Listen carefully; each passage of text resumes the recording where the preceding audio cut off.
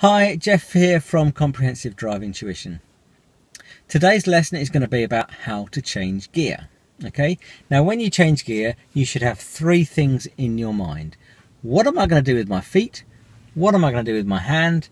And what am I going to do with my feet again? So feet, hands, feet. If you can remember those three things and think those in your mind when you're changing gear, then you'll find that the gear changes are quite easy. You should try and separate what you do with your feet with your hands. So try not to do it all in one go with your feet and your hands, do everything together, because that means that you're lacking coordination, and also you'll get a very lumpy gear change and it all feels wrong.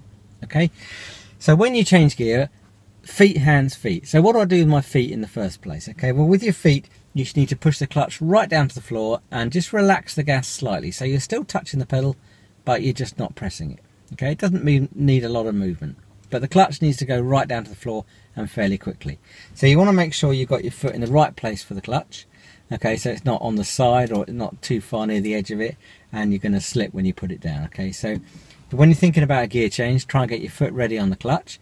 You then push the clutch down and come off the gas very, very slightly. With your feet in that position, the car will keep going. Okay, it will just be rolling on its own. So if you take too long over your gear change, it might start to slow down.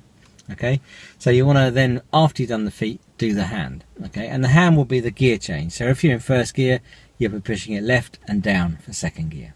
Okay, once you've changed to the next gear, you then bring the clutch up to the biting point, which is about that far off the floor. So from floor up to biting point, you can do that reasonably quickly, but when you get to there, you want to go a bit slower and then bring it up slowly afterwards. If you just go straight up to the top, you'll get quite a lumpy gear change. Okay, so after you've changed the gear position, you bring the clutch up to the biting point, you hold it just for a second or two, bring it up slowly, and as you're doing that bit, you can then put the gas back on again.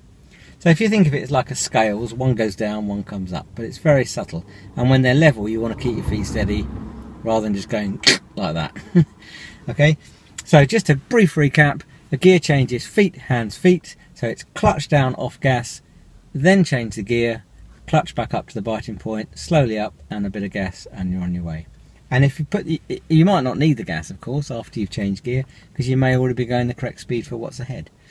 So it's gas if you need it. That's the gear changes. We'll practice them loads. You can't really avoid it. You have to change gear all the time. And I'll see you on the next lesson.